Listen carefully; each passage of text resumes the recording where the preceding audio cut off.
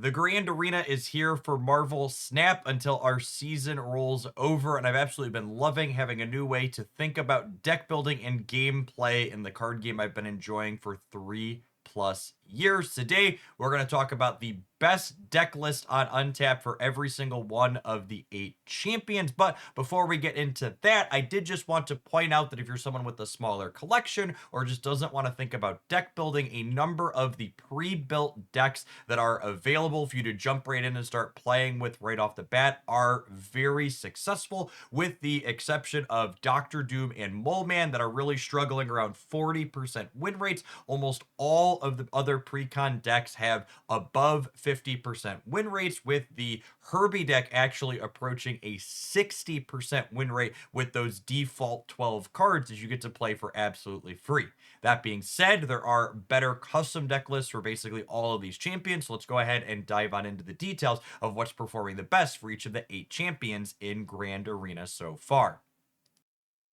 In an over 6,300 game sample size on the Untapped tracker, this is the best win rate deck by a solid margin, featuring the Herby champion with a nearly 70% win rate in that fairly statistically significant sample size. It is just the worst of the worst cards to play against for sure, though. Just infinite tech cards and Shang-Chi and Enchantress and Juggernaut and Warhead, and even a little Mercury Cannonball mixed in to top it all off, with a copy of Gladiator to give you some stats, as well as Fenris Wolf to bring back whatever the absolute biggest thing your opponent has going on.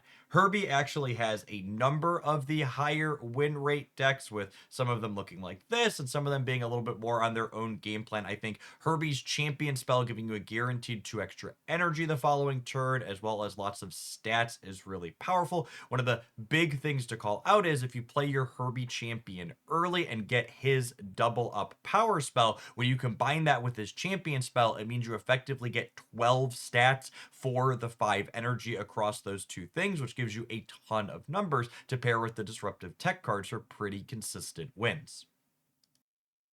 In an 1100 game sample size on Untapped, this Silver Surfer Human Torch variation with a little bit of tech card mush at the top end is our second best performing deck and the best performing Human Torch variation. Because there's extra energy inside of this game mode, it actually means that Surfer variations are very good at playing 4 energy tech cards. They typically struggle to fit into their curve in regular Marvel Snap. You have that 7 energy on the last turn of the game, meaning you could very cleanly play out Silver Surfer alongside Shang-Chi or Enchantress in that big final burst to both add stats as well as disrupt whatever your opponent has building up over the course of the game.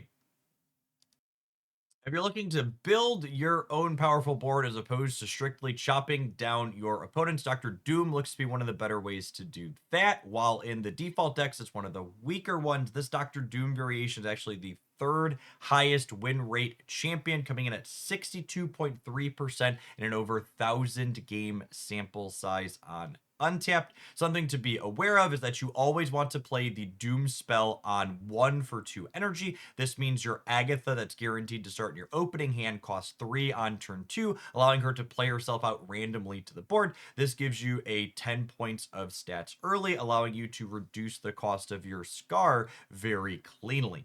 This deck list has lots of ways to protect its big hitters from the copies of Shang-Chi that are running rampant in this format. Cosmo can protect you proactively, and Juggernaut and Alioth can stop your opponent on the last turn of the game from chopping down your pieces in key spots.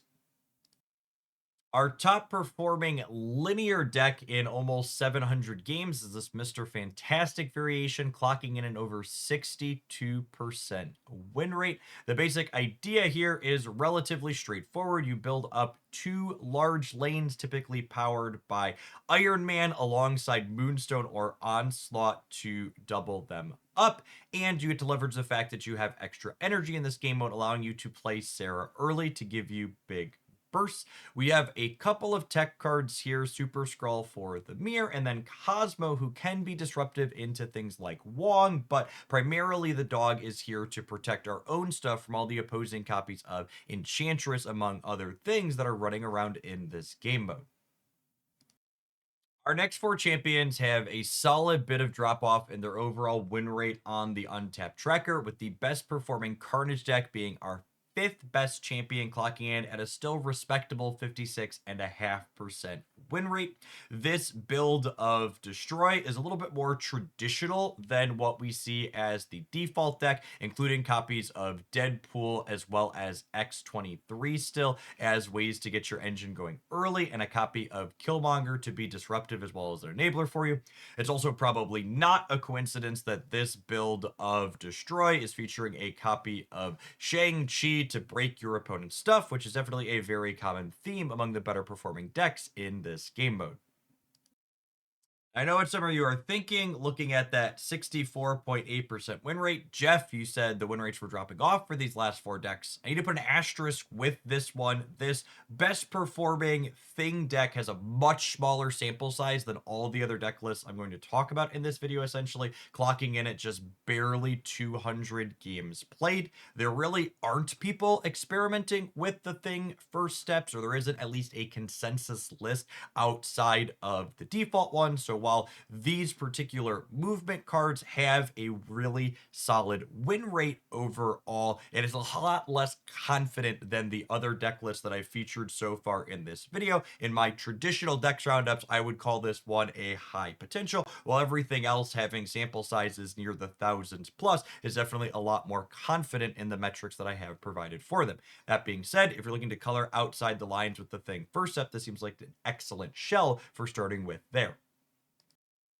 Speaking of lack of experimentation, Invisible Woman definitely doesn't have people optimizing it as of yet with our first few days in the Grand Arena. These are actually the stock default deck list. Looks like I mentioned at the start of the video, has a 55.9% win rate. I have to drag the sample size as low as 130 matches before I get anything with Invisible Woman as the champion with a win rate higher than this, and even then it's only nominally so I don't think it's worth really comparing that for a deck list that's very likely not ideal. Things I'm interested in experimenting with Invisible Woman are cheeky things like Cerebro. If you put three things behind her, she gets up to 6 power and can protect your Cerebro from things like Red Guardian and Enchantress. But as of right now, it looks like the default or something close to this is probably your best bet for diving in with this one for her. Last, and unfortunately, he's certainly least, the Moleman, clocking in at a 45% win rate with this deck list that only has around a 200 game sample. I actually posted a highlight with this deck list. I had a ton of fun and success with it on my secondary daily deck highlights channel, but there's no denying the fact that it's definitely less powerful than the other things in the metagame that are actively breaking everything that your opponent has going on. We did get markedly better than the default deck list, which had an only 38% win rate or so, if I recall correctly, but still not stellar, and definitely an effect that's more novel than good. This deck list basically centered around the idea that Moleman's Rocks as well as Hood's Demon are both created cards for Victoria Hand and non-ability cards for the Patriot, so you have lots of ways to bubble them, buff them up in a way that's difficult for your opponent to keep track of and predict. Conceptually, I think Grand Arena is absolutely phenomenal. I really love how similar it is to Marvel Snap, while also feeling completely different when it comes to the different deck building considerations that I have.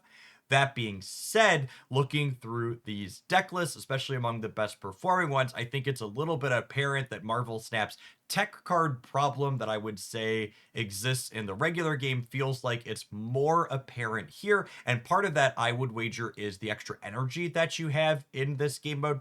Things like Shang-Chi and others have a little bit more of a cost when you only get 6 energy on the final turn of the game. But the Surfer Torch deck, for example, I think is a clean showcase of when you add even 1 extra energy on that final turn, suddenly these things that are a little bit prohibitive or restrictive suddenly become a lot more freely available to fit into your curve really cleanly.